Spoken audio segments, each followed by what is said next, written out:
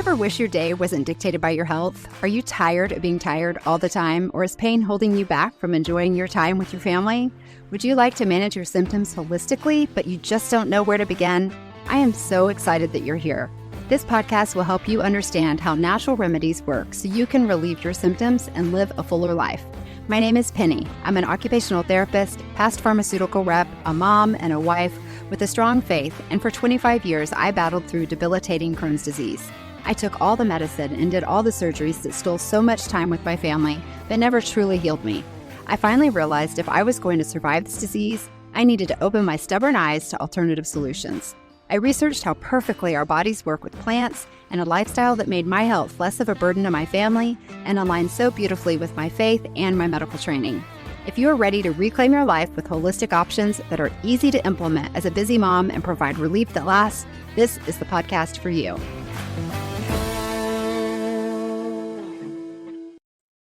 Hello there, Becoming Natural fans. This is Penny Sampler, your host of the Becoming Natural podcast. Today is episode 19, a little bit of a building block upon episode 18, but today we're discussing the fascinating power of daily quiet time for whole body wellness.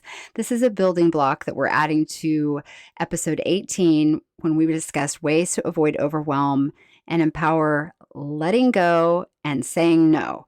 So it was actually a perfect time to take a little break. And ironically, right after I had just mentioned that I texted my husband that I was recording and please don't be noisy, he opened the door to my recording room and plopped a drink and breakfast on my desk, which was a very sweet gesture, of course, but yes, defeating the whole purpose of warning him, hey, don't interrupt. But he wonders why I can't focus. So I hope you took the time, if you haven't already, to write down your top 3 to 4 goals for areas you wanted to improve upon in your life, be it yourself, your home, your family, time management, any way that you're feeling led to shift things in your life just a little bit. And then the harder part, writing out regular commitments that you have in your day, your weekly commitments, your monthly commitments, and ranking them 1 or a 2. If it was a 2, I hope that you're taking time to analyze and think about if that is something that is a time suck or working towards your top 3 goals for yourself. And if it is a time suck or it's something that's not working towards that goals, are you figuring out ways in which you can eliminate from your schedule? Remember that even the good activities and good things aren't bad to remove for a season of life if they aren't helping you reach your desires for change. One of the larger parts of healing my crazy, as I called it, was scheduling quiet into my day. And if you're anything like me, I don't take naps. And if I took 15 minutes to sit down and rest ever, I gave myself a pat on the back like it was an award, a badge of honor. No. We need peace and quiet and stillness in our health routine. It's not a reward. It should be a staple. Our bodies were created for Sabbath, a day of rest.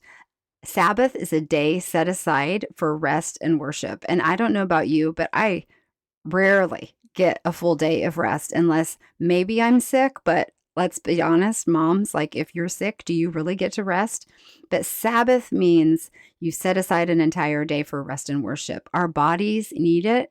Our brains need it for healing. It needs no input into our brains. They have to recover. If it means starting with 15 minutes, you know who you are, my friends. No cheating by using AirPods to listen to music because you can't sit still. You need true stillness. And like I said, start with 15 minutes a day. If 15 minutes is too much, and I know for some of you that's too much, start with 5. Set a reminder on your phone, time it, hide in your closet if you have to, but do the 5 minutes, then work up to the 15 minutes. I always remember the story I heard years ago about John Wesley's wife who sat in her chair and she would put her apron over her head. And if her apron was over her head, back when I guess women cooked and wore aprons, I don't know. I wear aprons at Christmas time. But if the apron was over the head, the kids were not allowed to disturb her. She was taking a moment of quiet time. And if she can sit in a room of kids running around her with an apron over her head to find a few minutes of peace, so can we. Am I speaking to any of you? Who needs to hear this? If you are one who has to start with just 15 minutes of quiet, then work up to 30 minutes and then an hour, it may take time. Grace, Always give yourself grace. Baby steps. Perfection is not expected. We just want progress. These baby steps are just as important as changing out the bad things in our life.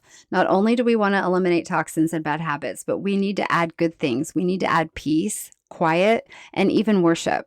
We need to add time daily for our brain to rest, time to slow it down so we can be better able to cope with anything that's thrown our way. Quiet time is not optional. It is a necessity for whole body healing.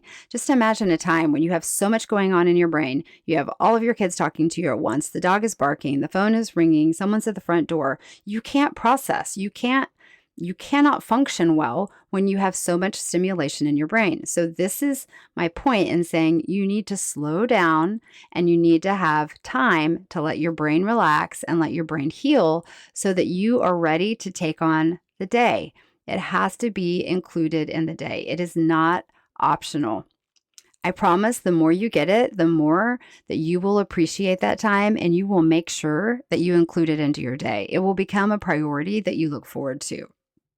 By saying yes to hard things driven by the Lord and saying no to those obligatory commitments that we talked about last week, I am finding complete joy in having more and more control of my calendar. My priorities were personally to be home more, to be more available to my family when they are home, and to be able to focus more. So much in focusing. I wanted to help more people. I wanted to share my story however the Lord wanted me to do so. So those baby steps to clearing my plate of maybe unnecessary lunches or unnecessary time away from home, it was taking away from really what my ultimate goal was, to share my story and to be able to do a podcast. Those things were cluttering up my life to where what I really wanted to do and what my focus was not giving the time and attention that it deserved. But by clearing my plate, I'm taking those baby steps and they're working. I am still becoming, as in becoming natural, but I have made great progress and I cannot tell you how good it feels. And if I can do it, you can do it too. Strangers are already writing me, and I don't think you're a stranger. If you're listening to me here, I feel like I'm getting to know you, and hopefully you're getting ready to know me. I'm only on now my 19th episode of my podcast, and I'm in the top 2% of podcasts globally. Are you kidding me? That is not something I ever dreamed of, nor am I trying to boast about. Only God did this by helping me get my life together. It was certainly not me who said, no way will I ever have a podcast a year ago. I never had a testimony, let alone anything to say. This has not been something I have been striving to have. Oh my goodness, I want a podcast.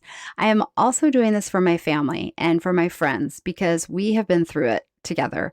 We were so blessed to have my family, John's family, incredible friends, my incredible church family that just circled us up. But we have been through so much together over me. And I carried a lot of guilt for the burden that I was to other people.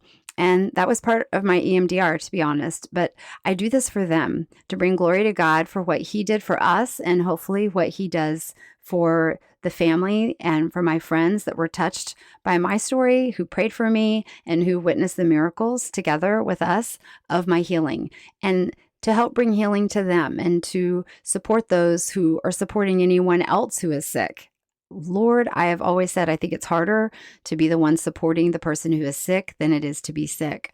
But I want to help shine the light to those who are struggling in life, not just sick, but just people who need love, people who need to learn how to get through hard times. And for my family and friends who gave up so much time in their life to take care of me, and my friends who took care of my family as well.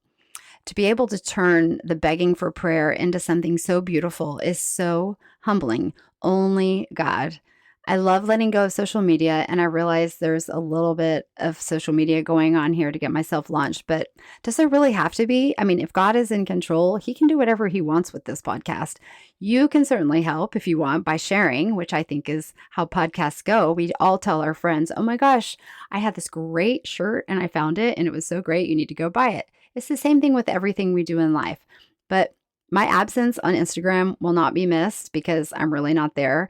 My not being present and fading presence on Facebook will probably not even be noticed. But my true passion is to have fun, to make some jokes, be a little bit self-deprecating, talk about dogs, help people feel better, help people through the trials in life that maybe I found a way to get through, or if you're sick, help just to be a shining light in your life.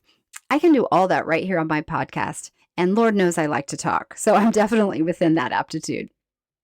I am still 100% into my green compass and selling and sharing the power of the story that I have, that I was able to get off years of dependency on opiates, and will blow that horn forever.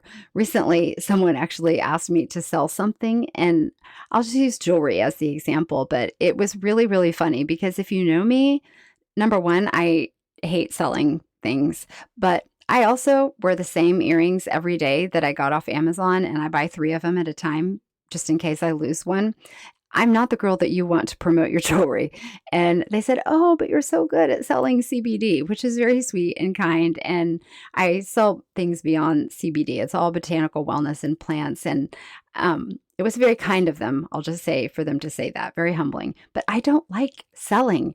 I like to educate people. I like to educate people to the power of plants and what I've learned of what a dingaling I was that I never put it together before, and the healing power that plants provide, and open people's eyes to the fact that plants came first. Just like I learned, oh my gosh, God made plants. Plants were given to us by God. Pharma didn't even enter the stage really until the late 1930s. So for thousands of years, plants worked until a big coincidence of pills and big companies and patents and lots of money came into play. That was my own aha moment of learning. Medications are molecular copies of plant molecules because we can patent a molecule, but we can't patent a plant. The list goes on and on. I have been successful at, quote, selling, if you call it that, because I am so passionate about the power of healing it had over my deteriorating body. I felt it, I experienced it, I went through it, and I witnessed a total turnaround in my body, and I am off medication because of it. We all get passionate about things that mean something to us. We can be bold and outspoken when we have that kind of faith and belief in what we're talking about. I was the skeptic from day one. I was ready to shoot down anything that would prove any of it wrong, and I couldn't. So I became a passionate educator, and people wanted what I was using, and then it worked for them, and then it worked for them, and then. So that is where I am. I'm within my aptitudes. I'm doing what I love, and it makes my time more efficient, and it makes me be able to hone in on the things that I love to do. As I've grown over the years, I wanted a bigger picture of health and wellness. The more that I learned, I knew that CBD was amazing. I know that mushrooms are amazing. I know that essential oils are amazing. There's so many things that I've learned that I can't wait to share in more episodes. But what else is out there? Just like we talked about silver in one episode. I told you about the Candida diet in another episode. I have so many more fun things to come. But why is everyone on a thyroid pill? Why did my medication not treat me? And it's supposed to treat people with Crohn's. Why am I the only person in my family with Crohn's, which is supposedly a hereditary disease? Why am I healed and others aren't? Why have I been gifted with a voice to share? Do you see where this is going? It's my mother. It all comes back to my mother. You know, Penny, that aptitude test said you should be in research, specifically medicine or law. You need to be writing. That was a really nice version of my mom's voice. I usually get a little bit more Texas twang in there, but so I am finally at a point in my life where I get to choose what I read and learn, and I have the complete honor of sharing it in this space called a podcast that I never even dreamed of when I was told, and I agreed that I needed to share my story. These podcasts will be out there living for years. They call that evergreen, by the way, in the world of podcasting. If you're as new to all this as me, that's the lingo. It's not a book you pick up and read and forget. It's not a blog that you read and lose interest and stop reading. It's not a post that's seen once and it floats down the algorithm stream to be lost forever. My story gets to continue to be told over and over as new to someone in a year that will hear this for the first time, as right now, today, when it's brand new podcast today, when it started, which that is so amazing to me how God works, how perfectly He has put the pieces together for me to tell His story, not mine, how incredibly He has opened time in my life that may look like I am putting way more on my plate, but I am not. It takes so much less time doing what I love. And Lord willing, I'm doing His will with what I have been given, because this is exactly what I prayed for and asked for. And I am just following and saying yes and saying it scared. So I get scared every time I push record on this podcast. It hasn't gotten any easier, but I know that I have to do hard things, because one day I committed very publicly on a Facebook Live that after my year of saying no and cleaning up things, saying no to the unnecessary commitments, and I felt led that it was time for me to say yes to whatever God brought to me. I prayed for discernment, and within a matter of weeks, I was working on a chapter in an amazing Bible study anthology. I mean, how lucky was I? Exactly my wheelhouse, telling my story in a faith-based book. I didn't even seek it out. That's not lucky. That's God. And that publisher encouraging me in my coaching to do a podcast, and I completely laughed. What the heck is a podcast? I don't even own a microphone. I don't know what you're talking about. Literally, in the next week, I heard a podcast, because I do listen to podcasts, but I heard in a podcast about how to start a podcast. And I was hooked from the moment that she said that you could get off social media and there were no algorithms, and your audience would truly become the people who are searching for what you want to talk about and need to hear what you're saying. Ching, ching. I am happy to share with my friends on Facebook. I am quite the open book, and probably too open. But on Facebook Live, I said I was ready to share not just to the hundreds of my Facebook friends, but to the thousands. And that's what scared me, because I had no idea what that meant and what I was committing to. And then the book came along, and now the podcast came along. I was ready to do hard if it meant God was in control. And I was ready to relinquish control in my life. But I did it with my knees knocking, and they are still shaking. What if God wants me to speak in public? Holy Hannah, scares me to death. I cannot even begin to tell you how freeing it is just to surrender, let go. That moment of here we go was so scary and freeing all at the same time. And yet since then, everything that I've done has been placed with complete precision right in my lap, just like when I was in the hospital and I had no good news. I mean, zero good news. I knew if God was in control, who else could win bigger for me than Him? Certainly not me. It's only logical to let God be God. He is so much bigger than me. He has the big picture. Be still and know that I am God. Psalm 46:10. It's painted above my bathroom mirror. Always be still. You don't have to do anything. Let God be God. Know that He is God and He has your best interest at heart. I laugh because if you've seen me on Facebook, I have an adorable 15-year-old rescue dog. She's now diabetic. Diabetes has led to diabetic cataracts, so she can't see at all in the dark, and she's pretty much deaf. But let me tell you, due in part to her daily CBD, the girl's got moves, and she has no joint issues. Of course, this ends with a dog story, but she still jumps and she runs and she romps and she rolls where she knows her space. And thank goodness, because she never left my side during my many, many recoveries at home. Mona is my girl. She's my protector. But we are renovating our house right now, as I've mentioned. The past 2 days, they spent digging the pit for the additional basement that we're adding. We did everything to make life as easy as possible for the dogs. But wink, wink, it really was to make our life easier. But to come and go through a new door that we had to build, we fenced off in a safe area in the backyard so the dogs remained out of the way of danger. But bottom line, it was about 9 o'clock at night and I heard barking. And after about 5 minutes, I realized, oh my gosh, that's Mona. And it was coming from the side of the house where the construction was. So I put on my muck boots. Mind you, we're still melting snow here. I walked around the house over the, quote, protective fencing to keep her out. And lo and behold, that stinker was at the bottom of that enormous hole in the pitch black. And when you have diabetic cataracts, like she can't see in the dark. She sees much better in the light. It was pitch black because none of the electricity was working back there. We have no clue how she got there. Good news is, and my long and lanky son came out.